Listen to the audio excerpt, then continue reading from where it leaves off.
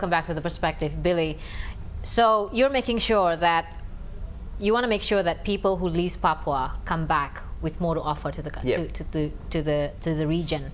And at the moment, as you know, at the new administration, President Joko Widodo and his team is pushing for infrastructure development, and that includes Papua in the pocket. And now, how do you perceive the new president and his administration?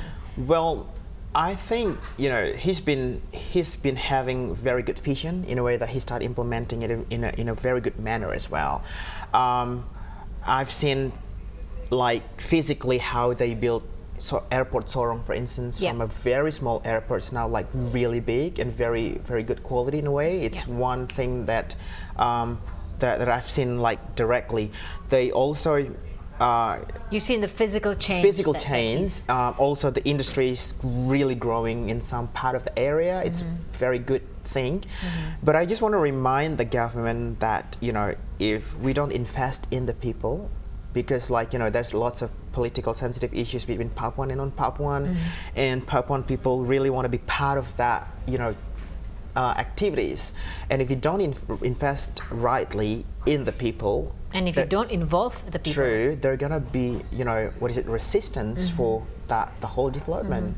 Because we don't build just physical infrastructure, we also build the people, and the people have to be part of it. The talent pool that's also just as important for the government to develop in par with their infrastructure. So that's a very interesting view that you have on why Papuans have to leave and stay where you are, learn as much as you can before you come back to Papua. Now we talk about a little bit about, because you're passionate about the education sector. What are your views on our education system and the current?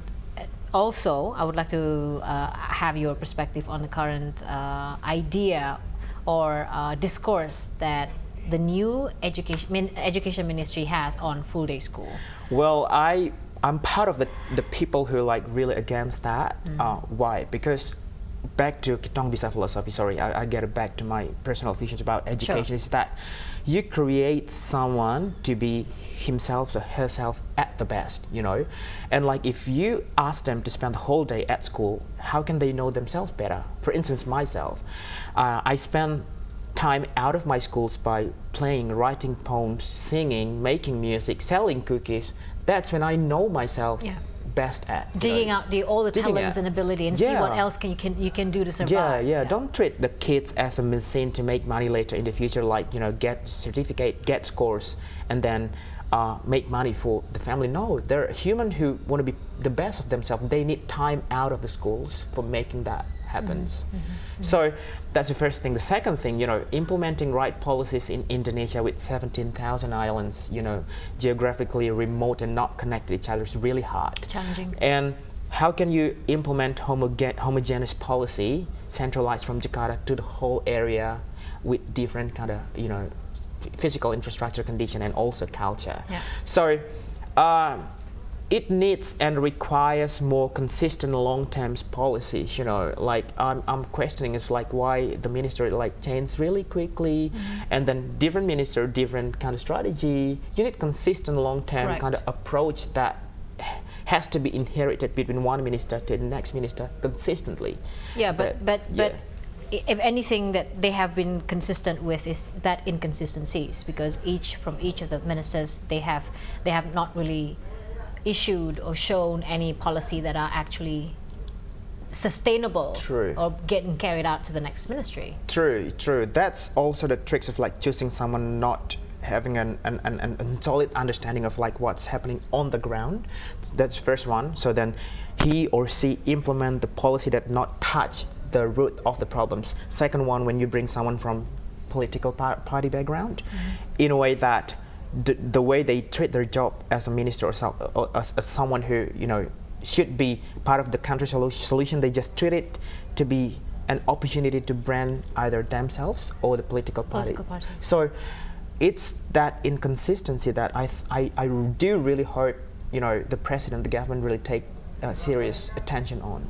Okay, so Billy, if I can just simply summarize of Kitong Bisa here, because the education infrastructure are so concentrated in the urban areas. True.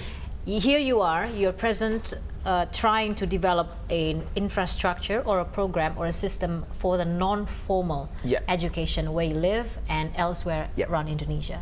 Yep. So the vision of Kitong Bisa is that, you know, because of that remoteness, infrastructure is like very underdeveloped. We want to create the change right from the communities. We have young people in a part of the neighborhood, for instance, in, let's say, the border between Timor-Leste and East Timor, West Timor. Or he has to be that drive up, you know, bring the issues, make the change, and tell the government, hey government, you have to do this in this area, and I'm here to support your programs. So Kitong Bisa aims to drive the change in those hard, remote areas, driven by the young people, sustainably by the community themselves. And I aim to see the whole young people, you know, of Indonesia together shout, you know, and work together, hands in hands, run together to make the change and help the government, not fight against the government or not blame the government, not insult the government, but support what the government has been doing by what we can do, what we can offer. Ring the alarm. Ring the alarm. Much louder. So you're doing what you can. So the government should come in and give the support that they owe to the, not just to you, but to the education sector. Billy, thank you so much. Good luck for Kitong Bisa. But for those who are interested to become volunteers and to also be part of Kitong Bisa initiative, where should they go? So go to www.kitongbisa.com, and also we have Facebook profile at Kitong Bisa. We have a Twitter, Kitong Bisa ID, and also we, you can log on into our Facebook page as well, Kitong Bisa. So is there an Instagram account as well, or just Twitter for now? Just Twitter for now. Instagram, no, we don't think it's necessary for now. Okay, right. Kitongbisa.com. That's where more information you can find out about this great initiative, or you can also be part of Kitong Bisa wherever you are, regardless of your location, your education background, but as long as you are in the same path as Billy, meaning very passionate about developing the nation, then I think this might be something right up your alley. Thank you so much for tuning in. Thank you, Billy. Thank you very much for being on The Perspective. My name is Florence Armein. Thank you for watching.